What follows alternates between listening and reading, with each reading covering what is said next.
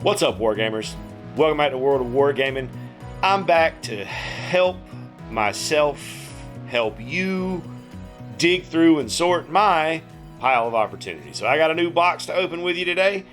Let's take a look at the models, see what we think. So I was wandering through my FLGS the other day and noticed that they had a sale going on their Conquest boxes, certain boxes, like individual unit boxes. So this box was marked down 30%. So normally 43, got it for around 30. It's just hard for me to walk past a deal, and I did just finish painting the last of the Conquest models that I had. I've got around 1,000 points. I don't quite have the 2K, which I think is the mark for the game, but with stuff at 30% off, I may go back and buy another box or two of something and see if I can't just filter and fluff my way up to that 2,000 points. So today we're going to be looking at the Gilded Legion. Now this kit can make two possible things.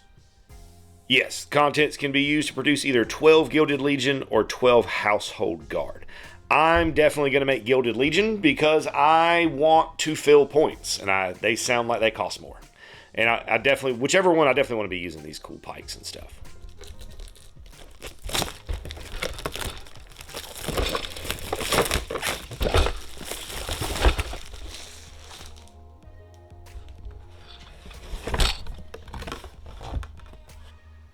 So in the box, we've got our bases as well as our stands. You get both because the game can be played either as a rank and flank or as more of a loose unit skirmish type game, so you get the things for both. Now, generally speaking, I love Parabellum's models. I think the models are super cool, but their scale is just so big that part of the slow uptake of the game for me has been the fact that I cannot use those games for anything else, really, because they're just so big compared to everything else. Now, this is an older kit for 100 Kingdoms, is my understanding.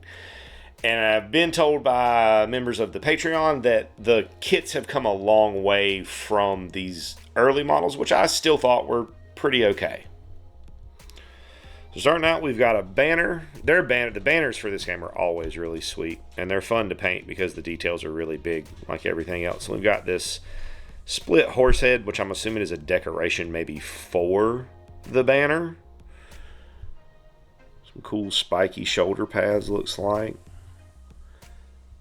The detail on these is much more significant than the regular footmen or men-at-arms that I have already built. There's a cool hat. It does have enough for a command unit in there, which I think is a smart thing to pretty much always put in your units in the game. And we got some nice cloaks with a lion motif on them. I do love that. That's a cool halberd. I like pole arm models. I don't really have that many because they're kind of hard to control and navigate a little bit because they're all pokey bits poking everywhere, and they can be flimsy or fragile sometimes. And it looks like the rest of the sprues are going to be more of the same from that second sprue. That armor is cool. Wish more of the helmets just had the visor closed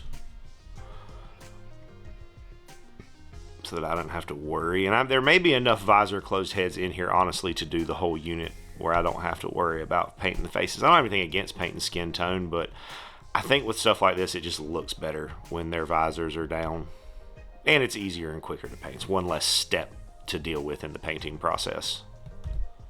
So all in all, we're looking at 6 sprues that are all the same, that are the basic unit model. And then we've got the command sprue, which has the banner and musician, that kind of stuff. And then, of course, we've got the unit cards with the QR code on them. One for the Gilded Legion, one for the Household Guard. Again, definitely going Gilded Legion because this looks way cooler than this. And that, my friends, is going to do it for today. For just a quick look at these new models that I picked up for Conquest from Parabellum Games.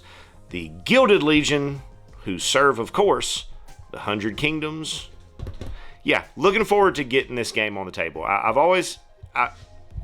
The models are nice, but they are pricey, and they're really pricey considering that you can't, or it's more difficult to multitask the models. That being said, the game does seem to have a pretty good following and community where I live, and I've reached out and I've got a couple people who are willing to come play the game and film it with me. So, like I said, 1,000 points I've been told is enough to start, but I'm going to try to slowly start bolstering that up to a 2K list, and then I'll probably cut off the spending for the game. But yeah, thanks for tuning in and hanging out while we looked at some new toys.